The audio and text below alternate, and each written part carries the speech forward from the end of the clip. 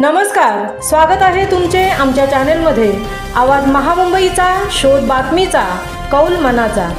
चला तर मग आमचे चॅनल शेअर करा, लाईक करा आणि सबस्क्राइब करा। धन्यवाद। कांदळवन नष्ट, बेकायदा बांधकाम, JSWच्या अनियमिततेवर विधानसभेच्या उपाध्यक्षांकडून ठपका। राज्यातील वाढत्या प्रदूषणाच्या पार्श्वभूमीवर विधान भवनात मंगळवार दिनांक 5 ऑगस्ट रोजी एक महत्त्वपूर्ण बैठक पार पडली।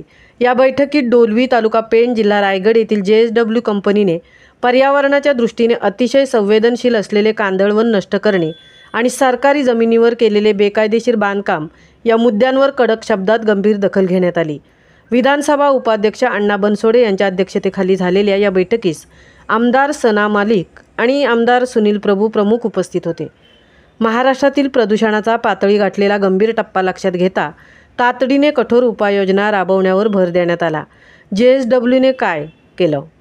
अलिबाग तालुक्यातील मौजे जुई बापूजी सर्वे नंबर 50D क्षेत्र 1.84 हेक्टर आर या राखीव वन्य जमिनीवर JSW कंपनीने अतिक्रमण करून मातीचा भराव, संरक्षक भिंतीचे बांधकाम, सिमेंट कॉन्क्रीटचे कन्व्हेयर बेल्टचे फाउंडेशन तयार केल्याचे वनविभागाच्या अहवालात स्पष्ट झाले आहे। उपवनरक्षक अलिबाग आणि उपअधीक्षक भूमी अभिलेख कार्यालय यांनी जिल्हाधिकारी रायगड यांना सादर केलेल्या अहवालात कंपनीने निसर्गाला सुरुंग लावत अनधिकृतरित्या प्रकल्प विस्ताराचे काम सुरू केल्याची स्पष्ट नोंद आहे। कंपनीला बैठक घेऊन सुनावणीचा इशारा। या संपूर्ण प्रकाराची गांभीर्याने दखल घेत विधानसभा उपाध्यक्ष अण्णा बनसोडे यांनी JSW कंपनीच्या व्यवस्थापनासोबत तातडीने बैठक घेऊन खुलासा मागवण्याचे निर्देश दिले आहेत। पर्यावरणाची आणि जनतेच्या हक्कांची पायमल्ली सहन केली जाणार नाही, असे स्पष्ट शब्दात सांगत त्यांनी संबंधित अधिकाऱ्यांना या अनियमिततेबाबत चौकशी करण्याचे आदेश दिले।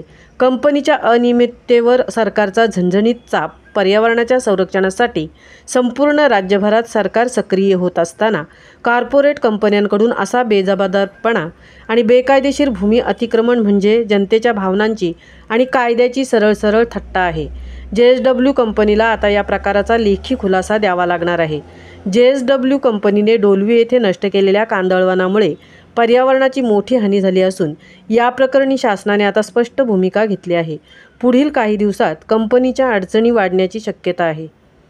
आवाज महामुंबईचा चॅनेलसाठी निलेश फुंडेंसह तृप्ती भोईर, पेण।